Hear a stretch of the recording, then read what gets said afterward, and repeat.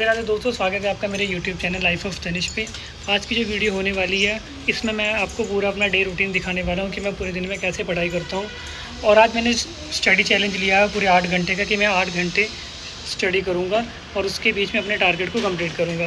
तो वीडियो को पूरा देखना कि मेरे 8 घंटे का स्टडी चैलेंज कंप्लीट होता है या नहीं होता है। आज का जो टारगेट होने वाला है उसमें सबसे पहले मैं जीएस करूँगा। जीएस में आज मेरे को 4 लेक्चर को रिवाइज़ करना है, जिसमें Indus valley civilisation, stone age, Vedic age और last topic Jainism and Buddhism को अच्छे से रिवाइज़ करना है फैटमैन से और उसके क्वेश्चंस की प्रैक्टिस करनी है।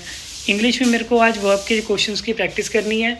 मैथ में मेरे को आज परसेंटेज के 50 क्वेश्चन सॉल्व करने हैं, साथ में उसके नेक्स्ट चैप्टर के लेक्चर देखने हैं और लास्ट में हम पढ़ेंगे वोकैब, जिसमें हमको सिनोनिम्स को याद करना है। तो दिन की शुरुआत मैं कर रहा हूँ टू डू लिस्ट बना के। टू डू लिस्ट में अपनी ऐसे बनाता हूँ, पहले मैं सारे सब्जेक्ट के टॉपिक्स देखता हूँ कि मेरे को कौन से टॉपिक आज फिनिश करने हैं और उसके कितने वीडियो लेक्चर हैं और कितने टाइम में वो कंप्लीट होगा। उसके बाद जाके मैं अपने टू डू लिस्ट के टॉपिक को इसके ऊपर लिखता हूँ और उसको ऐसे अरेंज करता हूँ कि मेरे आज के दिन में वो मेरी टू डू लिस्ट कंप्लीट हो जाए और मेरा जो डेली टारगेट है वो कंप्लीट हो जाए।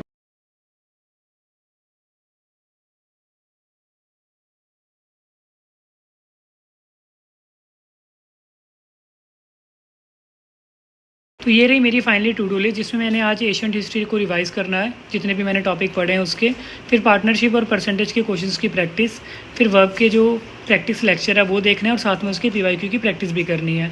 ब्लैक बुक से वोकैब की सिनोनिम्स याद करने हैं। रीजनिंग में क्यूब एंड क्यूबॉइड के चैप्टर को कंप्लीट करना है।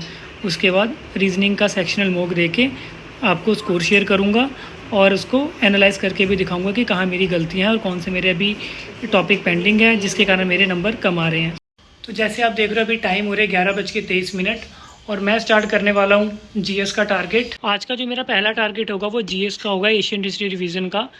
एशियन हिस्ट्री में आज सबसे पहला टॉपिक हम करेंगे स्टोन एज को रिवाइज। स्टोन एज रिवाइज करने के बाद second topic Indus valley civilisation. Indus valley civilisation के बाद वैदिक एज। वैदिक एज करने के बाद हम करेंगे जैनिज्म एंड बुद्धिज़्म को कंप्लीट। बिना टाइम वेस्ट किए मैं बैठ गया अपने दिन के पहले टारगेट जीएस को कंप्लीट करने, जिसमें मैंने पढ़ा आज वैदिक एज के बारे में, कितने वेद होते हैं, उसके उपवेद, उपनिषद, सब कुछ अच्छे से पढ़ा और चैट जीपीटी की हेल्प से उसके क्वेश्चंस की प्रैक्टिस भी की। तो दोस्तों 12:50 हो चुके हैं और मैंने अभी एक चैप्टर कंप्लीट किया पूरा वैदिक एज, जिसको मैंने काफ़ी डीप में पढ़ा है और एआई की हेल्प लेके मैंने उसके क्वेश्चंस भी सॉल्व किए हैं जो एसएससी में आते हैं। ये रहा मेरा पूरा वैदिक एज का चैप्टर था, इतना बड़ा, काफ़ी कॉम्प्लिकेटेड चीज़ें थी इसके बीच में। इसके वर्ड जो थे याद करने बहुत मुश्किल हैं, जैसे अघान्या हो गया और स्कूल ऑफ फिलोसफीज़, फिर वेदांगास। उसके बाद ये सब मतलब याद करना काफ़ी टाइम कंज्यूमिंग था। तो मुझको पूरे 1.5 से 2 घंटे लगभग लग चुके हैं कंप्लीट करने के लिए, सिर्फ एक जीएस का चैप्टर वैदिक एज कंप्लीट करने में, जिसके मैंने सारे क्वेश्चंस भी कंप्लीट कर लिए हैं। अब मैं उसकी प्रैक्टिस करूँगा दिन के लास्ट में अगर टाइम हुआ तो अपनी पिनैकल 7th एडिशन से।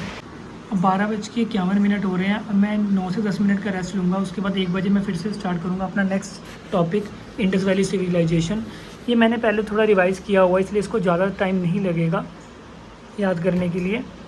तो फिर देखते हैं, टारगेट आज 8 आवर्स स्टडी चैलेंज लिया हुआ है, कंप्लीट होता है या नहीं होता। जीएस पढ़ते वक्त आज एक बात तो क्लियर हो गई थी कि जीएस जल्दी आज क्यों नहीं होती, क्योंकि जीएस एक ऐसा सब्जेक्ट है जिसमें ऐसे ऐसे नाम दिए हैं जिसकी प्रोनाउंसिएशन करना भी बहुत मुश्किल होता है और याद रखना तो उससे कहीं ज़्यादा डिफ़िकल्ट होता है। इसीलिए जीएस को रेगुलर बेसिस पे रिवाइज करना ही बेटर ऑप्शन है। फाइनली गाइस 2:15 के करीब बज रहे हैं और मेरा जीएस का टॉपिक जो भी मेरा टारगेट था वो कंप्लीट हो चुका है।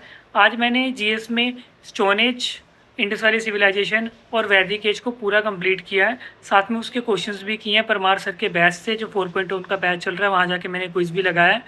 तो 2:15 बज चुके हैं। अब थोड़ी देर हम रेस्ट करेंगे, साथ में लंच करने के बाद अपना नेक्स्ट स्टडी सेशन स्टार्ट करेंगे। अब मैं नीचे आया हूँ, मेरा भांजा है वो आया हुआ है उसको लेने, वो पढ़ने नहीं देगा, परेशान करेगा। दिखाता हूँ मैं इस गंदे को, ये देखो। हेलो, ओए हेलो कर दे। कहाँ पे जा रहा है प्रणव? किसके पास? ये देखो इतना शरारती है, बस मैं नीचे पहुंचा और खुद अकेला भाग गया मेरे को छोड़ के। ओए गंदे, ये आ गया मेरा भांजा सहारनपुर से। नाम बता दे बेटा अपना। प्रणव बजाज। पोएम आती है? नहीं आती। देखो मेरे जैसा नहीं है, मैं पढ़ने में होशियार ही नालायक है, बैड बॉय है ये, है ना प्रणव? 2:30 बजने वाले हैं। ये रहा मेरा लंच में मैं आज पास्ता खा रहा हूँ। इसके बाद आधे घंटे का रेस्ट लेंगे, 3 बजे फिर से अपना स्टडी टारगेट कंप्लीट करेंगे और नेक्स्ट टारगेट की तरफ बढ़ेंगे कि हमको नेक्स्ट टारगेट कौन सा करना है। लंच के दौरान मैंने अपना फेवरेट शो तारक मेहता का उल्टा चश्मा देखा, जिससे मुझे थोड़ी देर के लिए रिलैक्स होने का मौका मिला। इसके बाद मैंने कुछ समय आराम किया।